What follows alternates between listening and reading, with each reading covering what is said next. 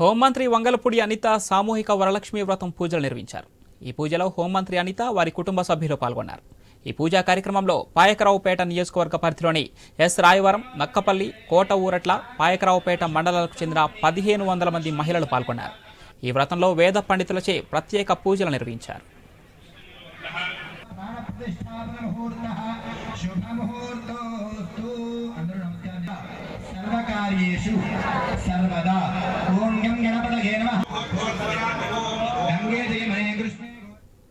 శ్రావణ మాసంలో జరుపుకునే వరలక్ష్మి వ్రతం అందరికీ కూడా, మహిళలందరికీ కూడా ఒక శుభపరిణామ పండుగ అది.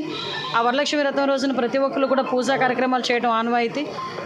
ప్రతి సంవత్సరంలాగే ఈ సంవత్సరం కూడా నియోజకవర్గంలో మహిళలందరి సమక్షంలో ఈరోజు వరలక్ష్మి వ్రతాన్ని ఈరోజు ఇక్కడ నిర్వహించుకోవడం జరిగింది. చాలా ఆనందంగా ఉంది.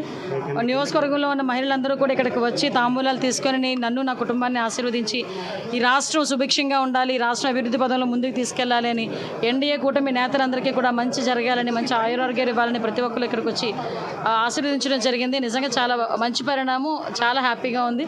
ఆ వరలక్ష్మీదేవి ఆశీస్సులు ఎల్లప్పుడూ కూడా మనందరి మీద ఉండాలని